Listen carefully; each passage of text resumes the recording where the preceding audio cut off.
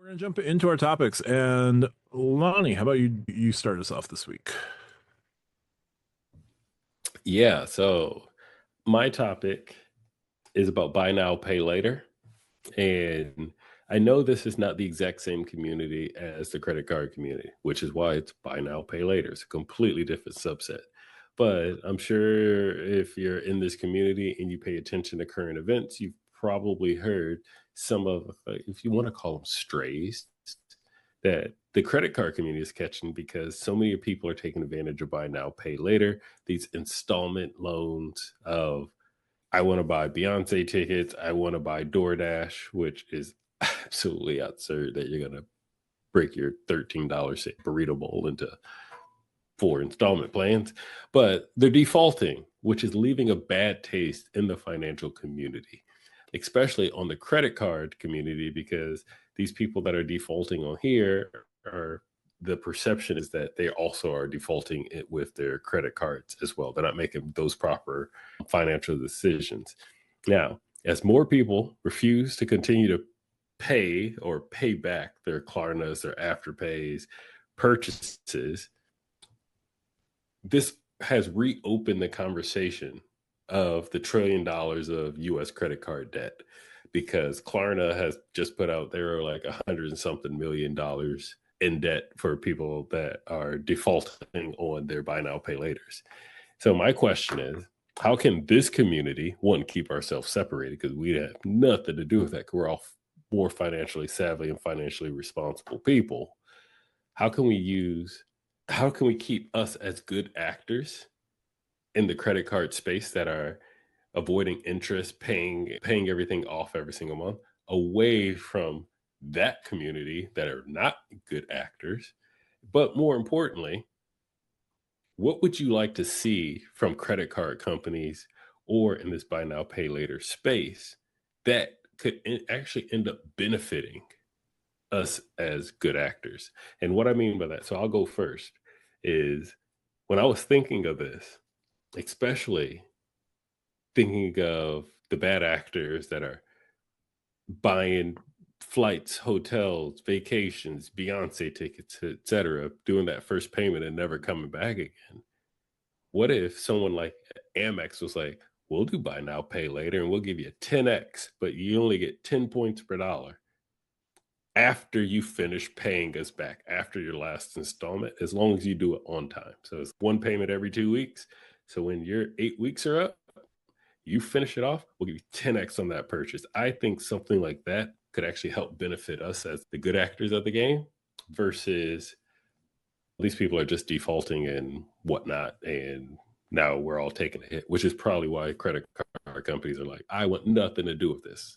Keep that over there. And as someone in the financial space, keep that away from me too, because it can now be perceived badly for as someone that has 9 credit cards, 15 credit cards. And it's, oh, you must not be doing financial stuff as well. So, how do we keep it separate? And what would you like to see credit card companies do to help benefit, or hypothetically, that's not a real answer, but what would be a fun thing to see credit card companies do to benefit us as good actors? Hopefully, you understood that. Matt, I'm going to jump to you first on this one. Sure. So we actually do already see American Express engaging on this. If you have an American Express card that is capable of doing buy now, pay later, I think this is mostly, or American Express's name for it is not buy now, pay later. It is American Express. It's not after, Pay but over American time, Express I think. pay over time. There we go. That is the name. American Express will actually have offers on cards that are pay over time eligible, where if you activate pay over time, they're going to give you like 20,000 membership reward points. And then you just have to pay off your pay over time completely. I think that them setting up a reward structure and reward like them setting up a reward structure for folks who are already in their system is good. Make a purchase with pay over time activated and get 10x membership reward points for that purchase upon completion. That sounds amazing. That American Express would do really well by that. Part of I think the bigger problem though, , especially when it comes to buy now pay later, and to a much lesser extent, like credit card YouTubers do hammer home, they try to hammer as often as possible, pay your balance off in full or make sure you're never paying interest, right? Whether that be pay your balance off in full, if you're working a 0% offer, that you're paying at least the minimum payment on time, be that as it may, but there's a certain discipline that the credit card community and financial creators try to talk about that is largely ignored by vast swath of folks who are not financially literate, who will jump into the buy now pay later because it's you get the instant gratification, give me the thing now and I'm not going to worry about it. And I think that's a lot of what drives the buy now pay later defaults is I got my dopamine hit and I can live consequence free. And it's one thing with Klarna or Afterpay, and like they can't come after you. And part of why I think Klarna and Oh yeah, they Afterpay can. they can, but it's a lot different for Klarna to put a deferment or a wage garnishment on your paycheck as opposed to American Express, Discover, Capital One. There's a longer history of your credit card companies garnishing your wages than Klarna and Afterpay and Affirm and whoever else. But you are starting to see some moves from those companies where they're going to start report like it's getting set up that those companies short-term loans, the buy now pay laters, are getting reported to your credit score. So that will be a small part of starting to create better actors because now it's a question now when finance YouTubers or those who talk about finance or those who try to educate on finance, they're going to bring up, hey, that Klarna purchase that you did, that purchase through Klarna that you did is now going to show up on your credit score. Now that is a portion of paying your bills on time every month that gets reflected in your score. And this part of your score, your ability to pay and pay on time, is worth 35% of your score. Yes, it's worth 35% of your score. So, like, that part will start to change. It's going to take way too long. Honestly, given how long Klarna, Afterpay, Affirm, all of these companies have been in existence, it should have been implemented years ago.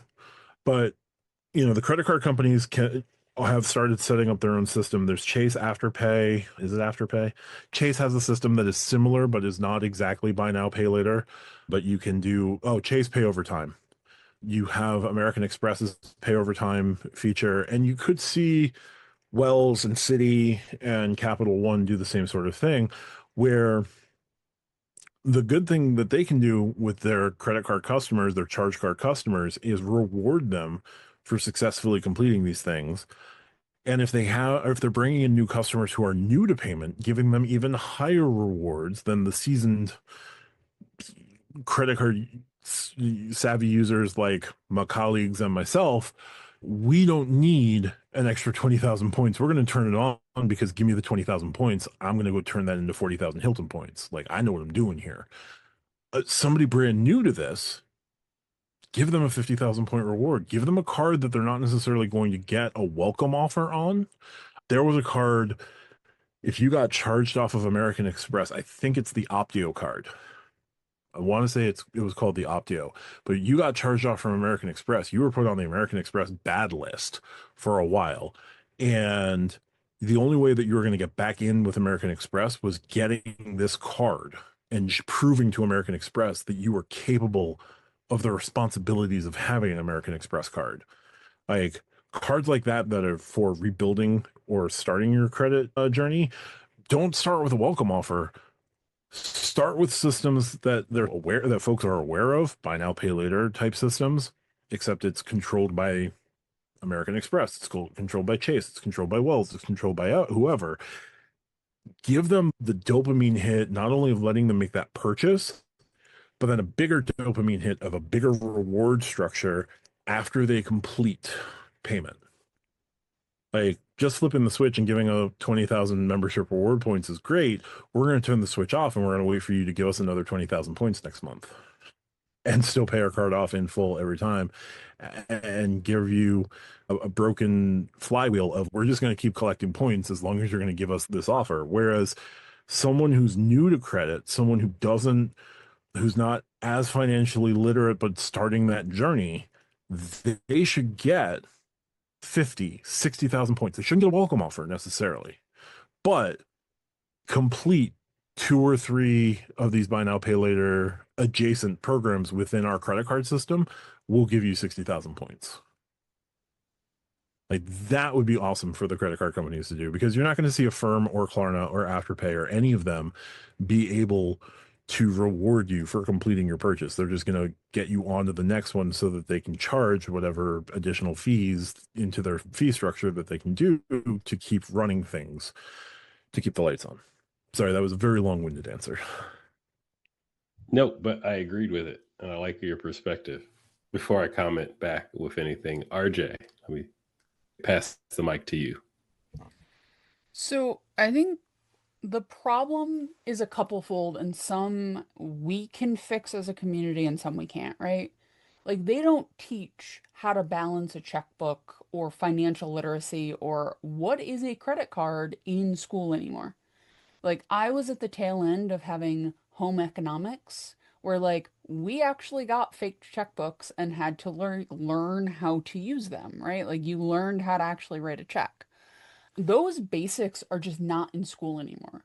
And like a lot of parents don't write checks, so they're not teaching their kids how to write checks. They're not balancing a checkbook. They're pulling up their app. Hey, I've got $2,000 in my checking account. Guess I can go use that money, right? And they're not necessarily tracking things. So that is not something our community has a giant control over, but I do think the credit card community now and then taking a moment to being like, hey, all of this is connected, right? Buy now, pay later is connected. Your banking, your basic banking information is connected. Your credit cards are connected. Make sure your entire house is in order. Don't just focus on travel points and not paying interest here if everything else is a mess, right? Just because your entryway and your dining room is really nice, if I walk into your kitchen and it's a mess, I'm not going to think your house is really nice, right? Because two rooms do not make the entire house. So us just talking about things in a way that is not judgmental, because I think people who don't know any better, quote, don't know any better, if you're condescending or judgmental to them, they're just going to shut down, right? Because it feels harsh to be like, why don't you know that you shouldn't use Klarna? If the person genuinely doesn't know, then you just sound like a jerk, whether you're right or not. So I do think some of the judgment we as a community, like we need to not necessarily judge in a way that is going to turn people off and be more, hey, so you know, if you're going to do a purchase on your Amex card, you can do it this way instead of using Klarna. It'll be more controlled. You'll have a little bit better thing. The Amex app, haven't done one, but I've looked at it a couple times just to get a familiarity with it, and it lays it out very nicely.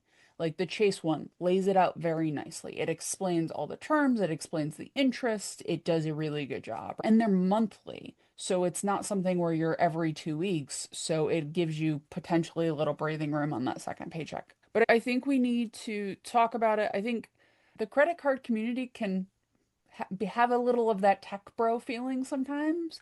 And some people respond better to that than others, right? If you're somebody is getting into it, who maybe has had a bunch of debt in the past or who comes from a different financial situation, like you can be very sensitive to that condescending feeling. And I think sometimes as a community, like we are more condescending than we mean to be until somebody calls it out. And I think us working on that in general will help more women, more people from maybe a lower economic background who maybe have now gotten a higher economic background and are trying to figure out these things that they just didn't learn as a kid. Like, I know adults in their 60s and 70s in my area, like in my family tree, who have never had a credit card because what they grew up in was not a situation where anybody was going to have a credit card. And then as an adult, they just use the debit card or cash. And now that they're older, they just don't see the point in their 60s and 70s of getting a credit card. Talking to somebody like that, versus talking to somebody who blew a bunch of money at 22. Like, you have to have some amount of ability to communicate that, right? Like, we as a community need to be better communicators for people who are not just, I make $200,000 a year and I have these credit cards and I want to fly business class to Europe 6 times a year. As a community, we can talk to those people really well. We don't necessarily have the tools, again, as a community, to talk to people of varying situations. So I think we can get better at that. I do agree giving rewards to people who use sort of those pay tools inside Amex and Chase and others would be very helpful. I have all of that stuff turned off. The ones on the charge cards, I have that stuff turned off for rolling over payments. Amex, you want to give me an offer? I'll turn it back on. I'll never use it, but I will turn it back on if you give me that offer. But they have not yet, so I don't have it on. But yeah, I think that as a community, sometimes how we talk about partners and kids and family members is not always great. And I think that leads into some people who really genuinely could use the help of the community not getting it because they feel like they're being condescended to. And that is not a great thing for our community to necessarily be known for. Again, Yeah. neither of my co-hosts have this problem. I have talked to both of them, and they are both as genuine as you would think from the show, but the community as a whole. Again, RJ, sorry, you were part of the broken flywheel that I was mentioning.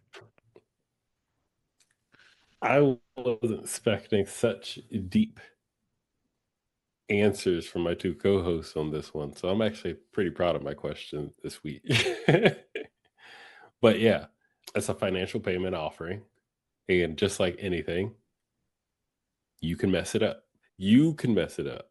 They didn't mess it up by offering it to you. You messed it up by not doing what you were supposed to be doing. Put that in a nutshell. Anyway.